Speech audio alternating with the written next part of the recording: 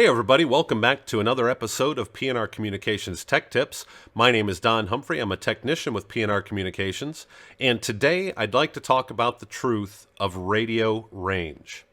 So, you go to any big box store and go to the electronics department and you can find a big display of consumer off-the-shelf radios. And these two-way radios make incredible claims.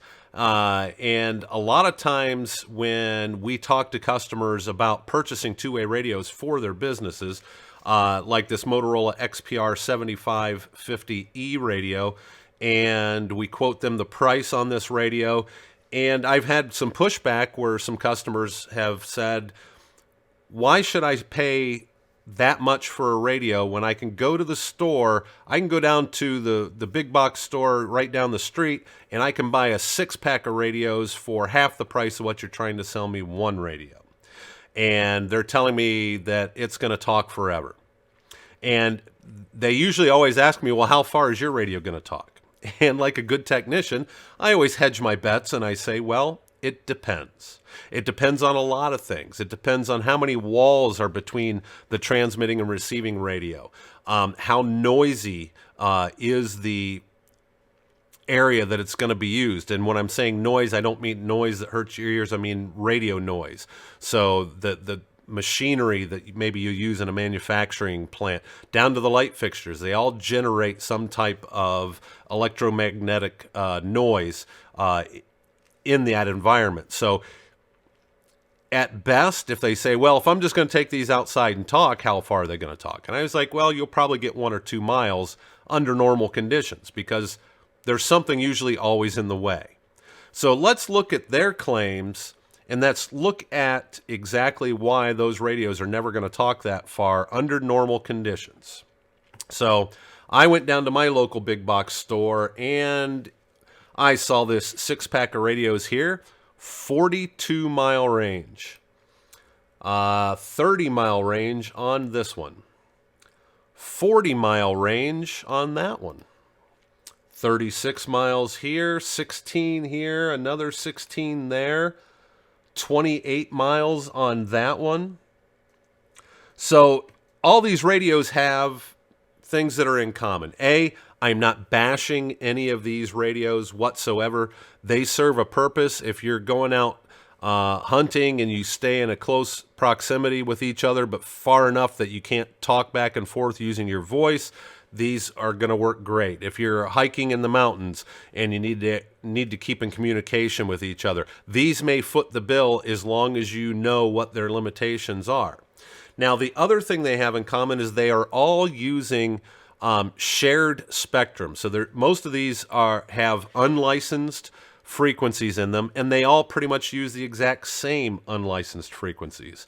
Now, they give you different privacy codes, so you may not always hear the other people using the same frequency that you're using at any given time, but you're still sharing frequencies that could be in use anywhere around you. So you buy these for maybe your large warehouse, but you can't talk from one end of the warehouse to the other. And you're saying, but the package said 40 miles. Well, you've got a lot of things in a warehouse that could be between the transmitter and receiver that are all going to attenuate that signal and keep that signal from getting to the person that needs to hear it. Now, even if we take these outside, and I live in Northwest Ohio, it's flat as a pancake out here. It's just farm fields, a lot of places as far as the eye can see. Even out there, I'd be hard-pressed to get a couple of mile range out of these before the signal becomes so degraded that I'm not going to be able to understand what the transmitter is saying. So we have to take these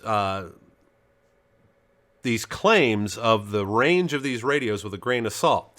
Now, this next one that I saw right here, at least they put it on the front of the packaging, some specific conditions that this radio will get up to its theoretical range of 25 miles right there.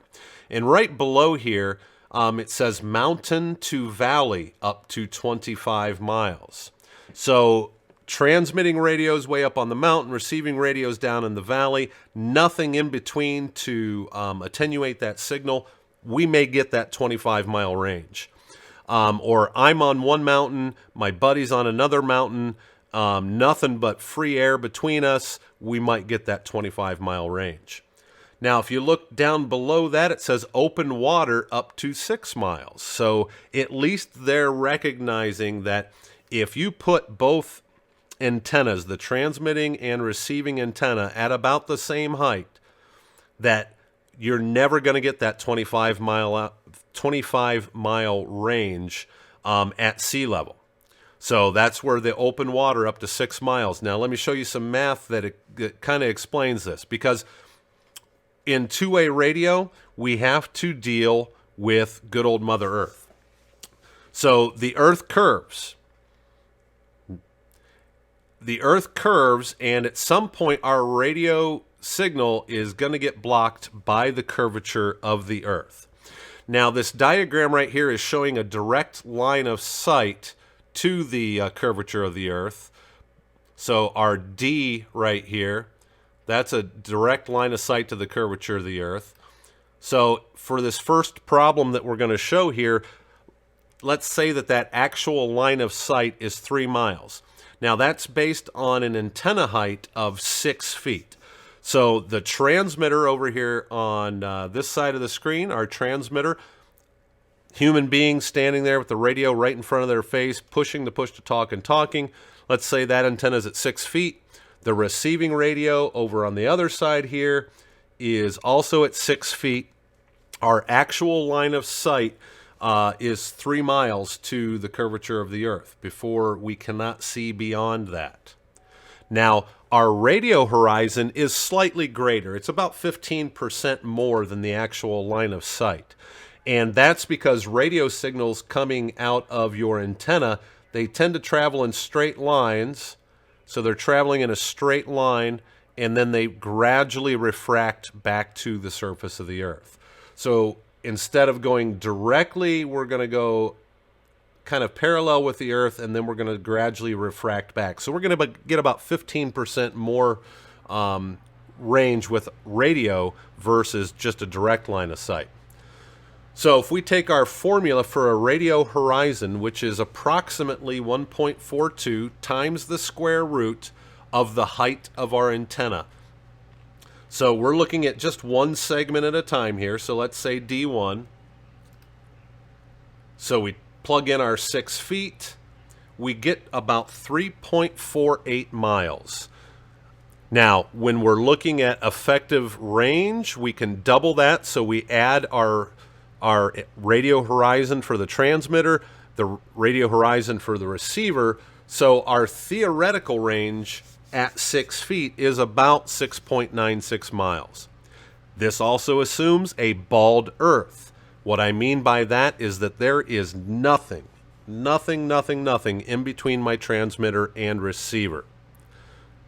So that's about our maximum theoretical range of that two-way radio. So all the packaging that said 40 miles, 36 miles, 32 miles, that's all under conditions that you're not going to meet standing on flat Earth with nothing in between. Nothing even to block it. We're not getting further than that 6.96 miles. Now, also keep in mind that this formula is making no statement whatsoever as to the quality of that signal when it gets to the receiver. The quality of the signal may just be that you hear static at the other end and you can't hear the voice whatsoever because the signal is attenuated to the point that the receiver and the radio cannot, the signal to noise ratio is so great that all you're hearing is static. So we're not getting 40 miles, we're not getting 32. 6.96 is about our maximum theoretical distance.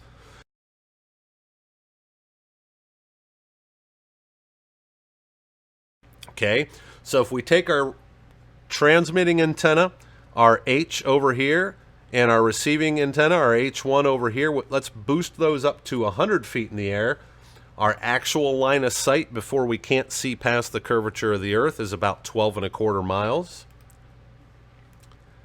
We plug it into the same formula, and since I used 100, this is going to make the math really easy. We take 1.42 times the square root of 100, which is obviously 10.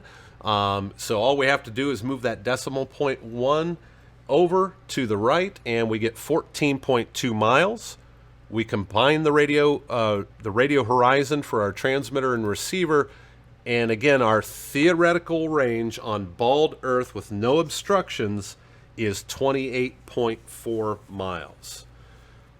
So, what have we learned through this? Well, we've learned that marketing can get you to purchase something maybe that you shouldn't have, or it can get you to purchase something with expectations that cannot possibly be met. What we like to do at P&R Communications is, the math is great. I love digging into the math. I love doing theoretical calculations and I can line those up all day long as to, in theory, this should work. In theory, this should work. But at the end of the day, the real world really dictates how we're going to provide communications for your business in order for you to succeed. And theory doesn't get it done. Actual real world in-house testing, to where we're going to start by getting you a couple radios on just a simplex frequency. So just from this antenna to the receiving antenna, another portable radio. So from portable to portable, let's see, walking around your facility, if we can cover it. And if we find that we can't cover it because of obstructions, radio noise, electromagnetic noise that's happening in your facility, then we can look at other solutions, and we can talk about those other solutions in our next episode.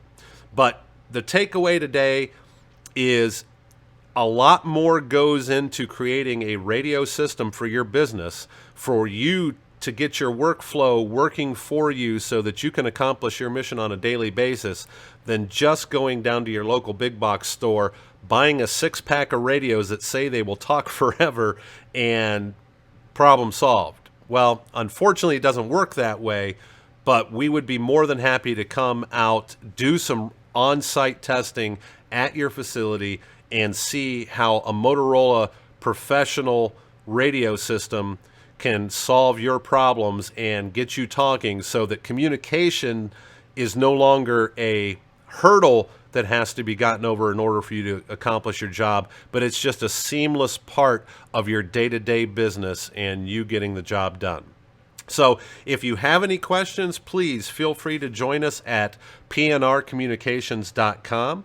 Don't forget to click down below, like, subscribe, share this with your friends and family, and we'll see you next time on P&R Communications Tech Tips. Thank you.